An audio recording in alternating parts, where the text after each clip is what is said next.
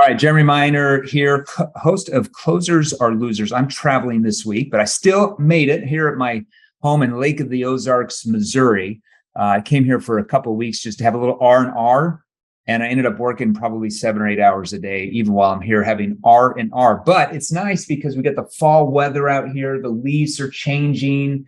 You know, it's really nice, kind of the October breeze and crisp air. And I'm here. Matt is traveling today, so he's unavailable, our CEO. So I'm here with our Vice President of Sales, Chris. What's going on? Where are you at right now?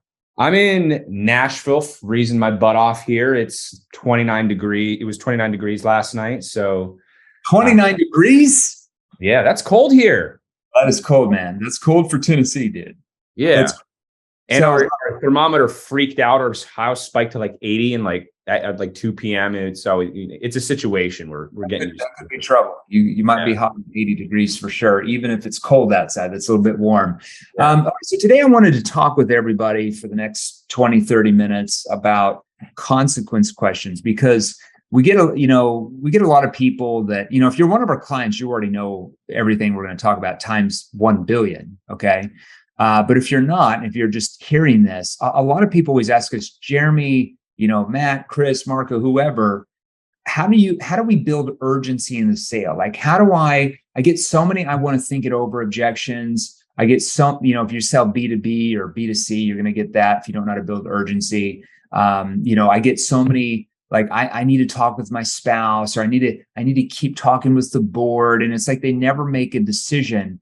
And there's certain reasons why, and that's a whole training we could do on that. But we're going to give you some ammunition here, even if you're not one of our clients, about asking what are called consequence questions that get the prospect to question their way of thinking of why they have allowed their situation to keep happening.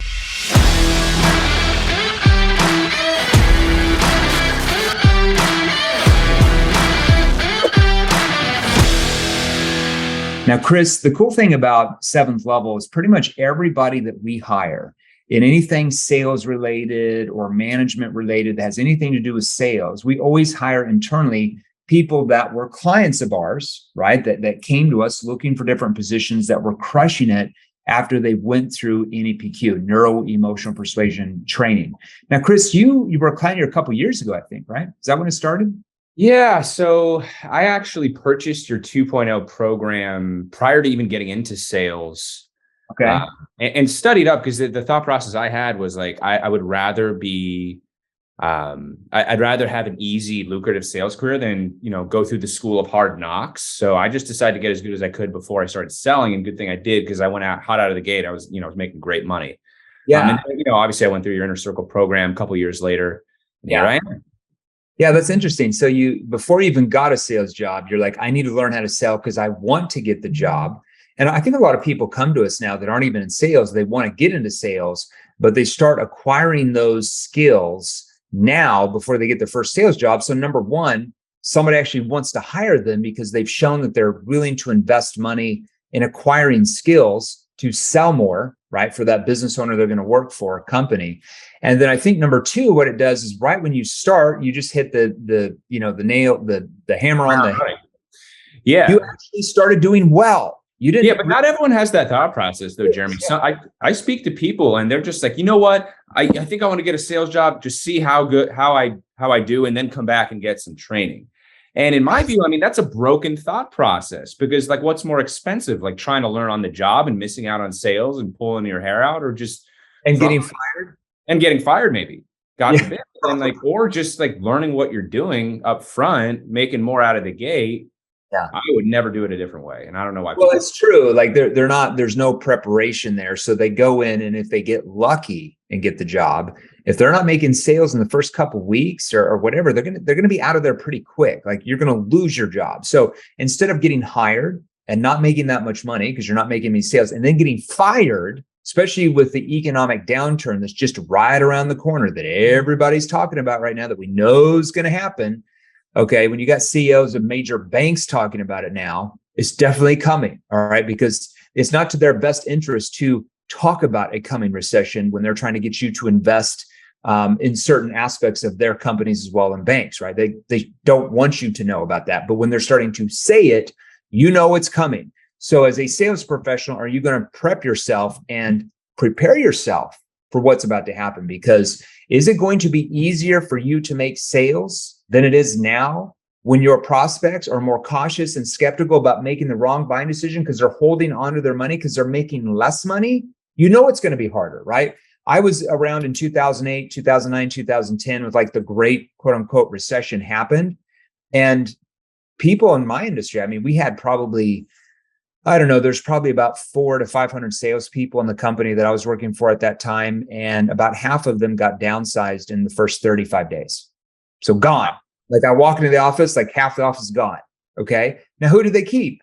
Well, the top half, right? The bottom half, gone. Okay. So they kept the top half, but even the top half, because they didn't have quite the skill sets that I did, with NEPQ, their incomes were going down 20% a month, 30% a month, 50% a month. We had people that used to make, whenever the times were good and it was easier to sell because people had more money, they were making 150, 180 grand a year. And then the next year they were going down to 60, 70, 80 grand a year. It's like their income got chopped in half, because when you have prospects that hold on to their money more because they have more fear, because they have uncertainty in where the economy's going, it's harder to sell because you don't have as many laydown sales. So all these laydown sales you might have been accustomed to the last couple of years, guess what? Imagine 70, 80% of those laydowns just vanishing, going away. You can't be an order taker anymore. Yeah, no order taking. So you have to learn more advanced skills if you want to just not survive the coming recession. It's not going to be like a 3-month recession. I'd say it's probably going to be a year or two at least, maybe more, depending on government policies changing or not changing or whatever happens with all that. So you want to prepare yourself that no matter what, where you don't have to rely on some politician making financial decisions for you, rely on your own skill level. So you want to acquire advanced skills, okay, that work with human behavior. We're going to talk a little bit about consequence questions today that allow you to control what your future looks like, not a government or anything like that, but you actually control what you sell and what you make. What are your thoughts on that, Chris? I mean, 100%. Like the ultimate safety net is a skill set. So there's two things that I would want to think about in a recession. And I went through something similar, like in COVID. Like I was running a business, a photo booth rental business, which went to zero overnight. Oh, that's right. Because you were in like malls and stuff that like closed down or something. Well, not right? malls. We were doing events, but we had just cleared like a record month. We were starting to make money. Fine. I had my first full-time employee and poof, went to zero. Right. But the core realization that I had was, okay, money isn't flowing towards my thing anymore. So I'll just sell someone else's thing. Yeah. And so what I did is I positioned myself next to a different money flow, because money's always flowing. Up economy, down economy, left to right. Money's always flowing. Yeah. So the two ways you can keep yourself safe is, number one, is the right skills, sales skills. And number two, being positioned next to the right faucet of money. Right. And if you don't have the skills and you're next to the right faucet, then maybe you'll get chopped. But if you do, that's a way you can safeguard your family no matter what happens in the economy. 100%. I had probably in 2009, because really the Great Recession was 2009. It started in the end of 2008. Like, remember the October, all the banks were like, everything's fine, everything's good, government, everything's good. And then like 2 days later, they're at the podium. We need $3 trillion or it's Armageddon. You're like, what? This all happened in one day? Like, what changed? Like, oh my God. That's why nobody believes the politicians anymore. But I remember like 2009. So 2008, I think I made like close to 800,000 in commissions, right? Really good year, wow. Made 80,000 the next year. So 2009 was really when like people got the chop block. The recession hit the most in 2009. That's when deflation happened. I don't know if everybody remember, like gas prices went down to like 89 cents for like a couple months. People were like, what is going on? Deflation happened. And that next year I made 1.3 million in commissions. So I almost doubled my income, but it's because you're right. There's still money flowing. With what I was selling, prospects that I was talking to the year before, well, guess what? Prospects still had problems the next year, right? And I was selling debt relief services at that time. So prospects still had problems, right? We had the solution to solve those. I just had to better my skill level. And as you learn how to do that, selling becomes easy. Now, let's talk about consequence questions, right?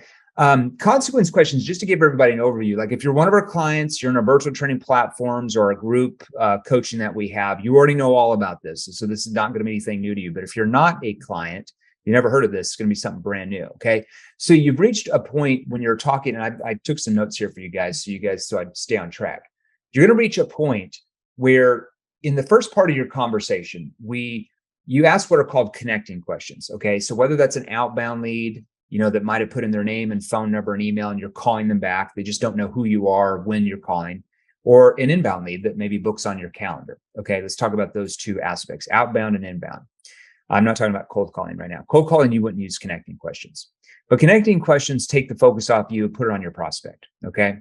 Now we then get into a phase called situation questions. Situation questions help you and your prospect, especially your prospect, find out what their real situation is, because you can never build a gap. A lot of people talk about a gap and what the future is going to look like once problems are solved. But if you can't build in the prospect's mind what their real situation is, you have no foundation to build a gap from. So it's kind of murky in their mind, and it has a lot of uncertainty. So your situation questions help them see what their real situation is. Then we move into problem awareness questions, as you know, Chris, that help the prospect find out what their real problems are, the root cause of the problem, not just the problem, but the root cause. What's causing it? And how's it affecting them even personally? That's when their emotions come out. We trigger their emotional drivers, as we would say that in seventh level. Then we get into solution awareness questions. Now that we've built a gap in their mind from where they are compared to where they want to be, okay, we can only build that gap by our questioning ability and our tonality ability that opens them up. Now we get to their future. Okay, we call that their objective state. Those are called solution awareness questions. What is their future going to look like once all these newfound problems are solved? So they're emotional. They're in their emotional state at this point, telling you and themselves how things are going to be different once these newfound problems are solved. Consequence questions then are there to build massive urgency to rip that future away from them, where they defend themselves on why they feel they have to change now, not down the road. That's even in B2B sales. Okay. Now, it might not be that they're closing on the first call in a B2B deal, because that's probably not going to happen unless you're selling like a small retail store or something. But it's where they own it and they see the consequences if they don't do anything. And B2C, if it's a 1 or 2 call close as well. Okay. So consequence questions get them to see that, wow, I have to make a change, because if I don't make a change, here are the ramifications and consequences. Now, Chris, when you started learning consequence questions, how did that help you in your sales process when you were selling something before you came into seventh level? I don't remember what you're selling at that point. I mean, I've always asked consequence questions. So I don't, thankfully, I never had to go through a sales career where I wasn't asking them. But that to me is one of my favorite parts of the conversation, because you really get to put a mirror in front of them and ask them, like, listen, what happens if you don't do anything about this? And it forces them to paint a picture in their mind of all the issues that may come up if they don't take action. So I find it to be very effective in building urgency and shortening sales cycles. Yeah, it definitely reduces. Like if you're in B2B sales, it's going to drastically reduce. We've taken massive companies. Let's say a medical device company that typically has a year sales process with a hospital, and gotten a year sales process with the hospital, get it down to like 4 to 6 months. Can you imagine having a year-long sales cycle and then dropping it down to 4 months, the type of revenue that company makes now? We've had other companies, and sell large enterprise accounts that normally they're like, man, it takes us 8 to 12 months normally, get it down to like 2 and 3 months. Almost seems impossible with going through legal and all that stuff. Yeah. But because they build so much of a gap in the prospect's mind from where they are compared to where they want to be, okay? And then they ask what are called consequence questions. John, have you thought, like, what if you don't do anything about this and the situation gets even worse? Like, what happens to you guys at that point? See, it's like I'm asking in like a skeptical yet concerned tone. I'm not asking in a manipulative tone, right? Because that's just going to trigger sales resistance. But I'm asking it in a concerned, skeptical tone. Or, okay, but what if the service that you have now doesn't get you the results you think it will? Or what if the service you're thinking about going with doesn't actually do what you want? See, those are just generic consequence questions. Now, you're in our training platforms. We teach you how to customize that to your industry, right? We train 158 different industries. According to Forbes, there's only 158 industries. Did you know there's only 158 industries? No, I didn't even know. I thought there's like that many, but I didn't realize that was all of them. There's 158, and then there's subsets of each one. And we're in all of those at this point. But anyways, that's a whole nother story. But those are some generic consequence questions. So what you're going to do is you're going to simply take a problem that they themselves told you they had and want to solve, and ask them a question around that problem that allows them to think about the consequences of not doing anything to solve that problem. Okay. Thoughts on that? So, I mean, at the end of the day, like with the sales cycle issue, like human beings drive sales cycles. So it's funny because I talk to salespeople and they're like, oh, it's just my industry has long sales cycles. I'm like, well, why do you think that is?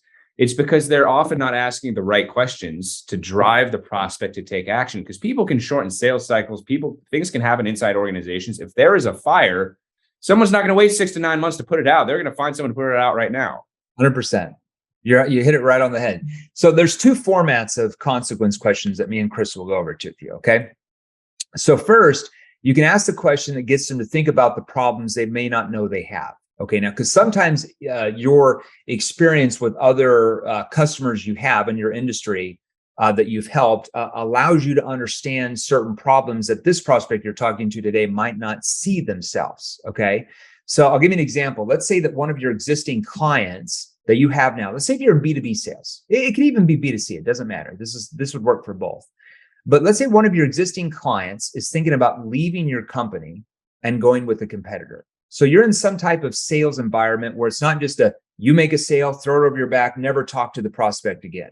Like you want to have them reorder something, upsell them to something that's going to help them more. That can be B2C, B2B. Okay. But they're saying that they might leave to go to a different competitor. How do you get them to come back? Do you talk bad about the competitor? That's not going to work, right? Because they know you're a salesperson. That's your agenda. You're biased. It goes in one ear out the other. But you might ask this type of question, and this is a form of a consequence question. You have to write this down, everybody that's listening and watching. So Sandy, have you considered what could happen if switching to a different company doesn't get you the result that you said you want, though? Well, yeah, possibly. I've thought about it. Well, if there was a way, and we'll have to find out more. I'm not saying that we could yet, but if there was a way we could get you that exact same result that you want without you having to do all that work of changing companies, would you be opposed to looking at that as a possibility? It's going to be very hard for them to say, yes, I would be opposed. You know what they're going to say? No, I wouldn't be opposed. Because when you say opposed, they're going to say no, right? It's hard for them to say yes when you say opposed. That's why we wouldn't say open there. We'd say opposed to looking at that as a possibility. We're still neutral. And they're going to say, yeah, sure. What do you have in mind? See, and that opens them up. What are your thoughts on that? Going for the no. Very effective. So what question do you ask? You know, because you talk, I mean, you're over our B2B division. Uh-huh. So you talk to a lot of big companies. Mm-hmm. You talk to C-level executives, you talk to chief sales officers, VPs of sales, even CEOs themselves.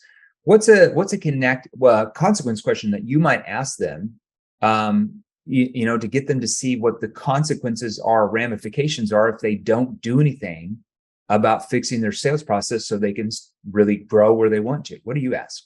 Well, what I'll do is just paint a picture based on what they said earlier in the call. So I might pause it. So what do you see as the possible ramifications of just nothing changing? Like the closers just stay at the skill level they're at. This continues for another 6 months or another 12 months, or God forbid, like another 2 years. Like what could that potentially mean for the company down the road? Like, wow. What's that? How do they react to that? Well, they start thinking, well, I mean, it just wouldn't be good. We go out of business and we do all these things. Are you willing to settle for any of that? Of course not, right? So it's important for you to do something about this then. And then I'll ask a why now question. Yeah. Which will build more urgency right after that. But what I do when I do consequences, I just kind of paint a picture of just kind of things that they indicated that they were fearful of. Yeah. Kind of expanded a bit and get it to really sink in their mind. Yeah, that's brilliant. I love that. And it forces them to really look at their situation. Like they think like, what are the consequences if we don't make a change, if we don't do anything? And when they start to tell you why they feel like they need to change, they're telling themselves, right? You see how they're persuading themselves and they're building more of a gap in their mind of why they feel they need to change. And they do that with you because no other salesperson would even know how to ask them those questions. Okay. They just wouldn't understand even the tonality how to ask that question. Okay. Now, the second format we use consequence questions are right after our solution awareness questions. Okay. So remember, our goal in our mind and to get in their mind is to picture in their mind what's going to happen if nothing changes. Okay. That's how they build urgency. So here's a few generic ones. These are not industry specific. Sally, have you considered the ramifications about not doing anything about this? Have you thought about what would happen if your company doesn't do anything about this, though? See, those are just generic ones. You would just plug in the problem there. Have you thought about what would happen if your salespeople keep getting these lower quality leads another 3 to 6 months? If you sold leads to companies, see how you're just plugging in the problem that they said they had. That's just kind of an example. Okay, but what if you don't do anything about this and you keep, and then you repeat back the problem the next 3, 6, 12 months? Like, what happens to you guys at that point? See, I'm asking it see, did everybody hear my tonality? That's important. If I said, what if you don't do anything about this, John, and you keep having the same problem for the next 3 to 6, 12 months, like what happens to you at that point? Well, yeah, that's, you sound like a scripted robot. Right?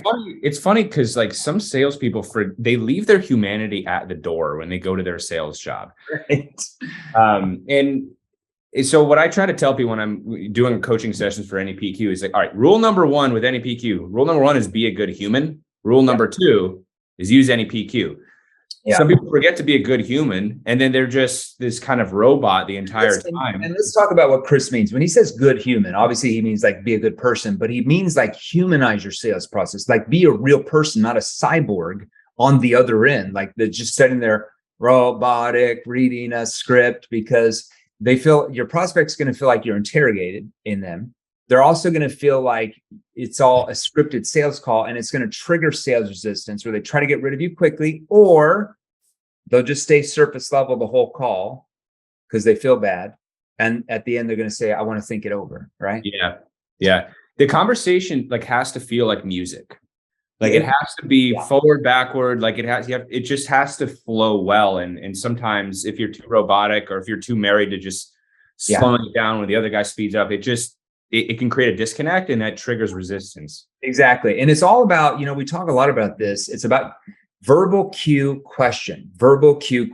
So when they're answering your questions, you don't just sit there like this. And at the end, you're like, okay, cool. Awesome. Let me ask you, or, okay, awesome. That's so cool. I'm curious, John, that sounds scripted. It's not harmonious. Like you said, the music, it doesn't flow. So if they're talking and I'm like, okay, I see. Okay, but what happens if you see how I verbal cue question where it still keeps flowing conversational because the verbal cue, but what happens if you... And what I love about learning that from you, Jeremy, like in previous sales training I took, I was taught to just be really silent while the prospect is talking and just let them talk and talk and talk and talk. And at times it can be effective, but what I love about the verbal cue and the agreement noises is it actually gives you permission to steer the conversation and actually interrupt without triggering the prospect. Yeah. So you can kind of keep them into productive territory and keep them out of the weeds. So it has a lot of benefits just to be able to do that. Well, it benefits them too. Your calls are much shorter and they're just far more effective, right? You're not out in the weeds talking about nothing. You're talking about issues and where they want to go. And that's what and when you do that, your prospects feel like you understand their unique situation more than anybody else. And who do you think they're going to buy from? The salesperson and company who they feel understands their unique situation, or just some salesperson where they're just all off in the weeds all the time? I think everybody knows the answer there, right? So I'll give you a few industry specific examples. Let's say if you sold home improvement. Say we trained thousands in that industry too. Say you sold windows, okay? And let's say their problem was their electric bill was going up crazy in the winter because they have an old house from like the 1920s. Let's just say that. I'm just randomly making something up. Okay. And let's say their windows have been in there for like 30 or 40 years and they're just cracks in the seals. Okay. But what if you guys don't do anything about this and you keep having like the cold air coming through the windows and it keeps jacking up your electric bill the next 3, 6, even 12 months from now? Like what happens at that point? See, I'm plugging in the problem to that.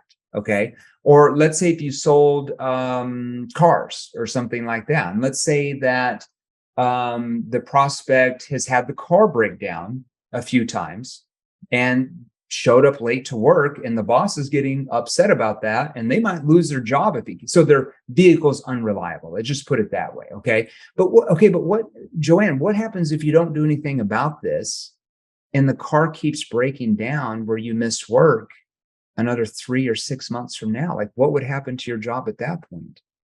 See how I'm really getting very specific with their problem, right? If you sold lead generation, I think I gave everybody an example. Does everybody see the structure? So this is how you plug in your industry. That's what we're doing for you right now. Say if you sold leads to companies. Okay, but what happens if you guys keep these low quality leads coming into your sales teams? And like you mentioned, sales keeps stagnating and going down another 3, 6, even 12, 18 months from now. Like what would happen to your job at that point? Let's say if you were talking to the person responsible for sales, they could get fired, right? Something like that. Let's say if you sold a real estate training or Amazon and your prospects want to make more money and have more time with their family, right? That's what you're selling at the end of the day. Okay, but what happens if you don't do anything about this and you just stay in the same job, same income the next 2, 3, 5 years from now? Like what happens at that point? See, what are your thoughts on those? They're great. It's amazing how you can just rattle off so many different industries like that. But like, Jeremy, what would you say to the people, and these people always crack me up, that say, but will it work for my super specific micro sub niche of sales? Will it work? What would you say to them? I just don't know if it worked. Well, first of all, I mean, we're already training their industry. Like I said, there's 158 industries, and according to Forbes magazine, we're in all of those already. So we're already training companies and salespeople in their industry. So we already know it works. But on the flip side, I would probably just ask them, and I'd probably say this, it will only work if your prospects you talk to are human. So everybody, say in your mind, are your prospects human? Yes, they're human. I think they're human. And do your prospects have problems? If your prospects have problems, wherever you're at right now, driving down the road, listening to us, at your home, wherever your office, if your prospects are human and they have problems and or emotional needs, maybe you sell Lamborghinis and it solves an emotional need of status, as an example. If your prospects have problems and or emotional needs, raise your hand. Probably everybody's raising their hand right now. There's no product or service ever made that does not solve a problem and or an emotional need at the same time. That's Blake, our videographer. He always comes with me, getting us lunch. Thank you, Blake. Appreciate it. Uber Eats saved us today. Now, raise your hand if your solution solves those problems. Everybody just raise their hands. So if your prospects have problems and or emotional needs, they're human, and your solution solves those, then NEPQ will work for what you sell. I hope that helps everybody. Does that help everybody, Chris? I hope so. All right. Well, guys and gals, thanks for having us on here. I will be traveling next week, but we'll still have the podcast come to life for you. Matt's going to fill in for me. Chris, maybe you'll be on here with Matt next week. I don't know. I'm going to be at an event in Boise, so we're going to have somebody else host the podcast for me next week. And if you guys want to start getting some resources to kind of learn what we're talking about here, we'll give you a little bit of we'll give you a little hors d'oeuvre. We'll give you little appetizers right now. We'll give you little nibbles. All right. So just go to our free Facebook group. Got about 37,000 souls in there from the last year and a half. Sales professionals like you, C-level executives, sales management, entrepreneurs, business owners, and all industries are in there. There should be a link here, but go to www.salesrevolution.pro. So go to salesrevolution.pro. Right when you join, check your Facebook Messenger. Somebody on our team we'll message you over a free training called the NEPQ 101 mini course. It's a kind of a list of different questions that we gave you a few nibbles here that you guys can use. That alone will probably help you sell more than what you're doing now. And then if you want to learn like advanced skills like our clients are, who are in the same exact industry you guys are in, watching me or listening to me right now, that are probably quite realistically making 3 to 5 times more than you. I'm just slap you in the face over there. Even if you're doing good, then you can just message us in that Facebook group, and you can always get on a Zoom or a call with one of our team members. So, Chris, any last words of advice? It's funny. I was having a conversation with a client. I was like, when do you think the best time is to invest in sales training? Yeah. I said, yesterday, right? I joked, like the best time to invest in sales training is yesterday, right? Because like the longer you wait, the more you're going to miss out on your own commissions, on your company's commissions. Yeah. And even if you're not even in sales, like people go to medical school, people go to dental school before they even take a job. So it's required. Like, especially in down economies, like you learning how to sell well, where do you lose? You will never lose in a down economy if you have advanced sales skills that we teach. You will always win. You'll always be able to get paid the most, have the best sales job, go anywhere you want. If you do not have those skills, well, guess what?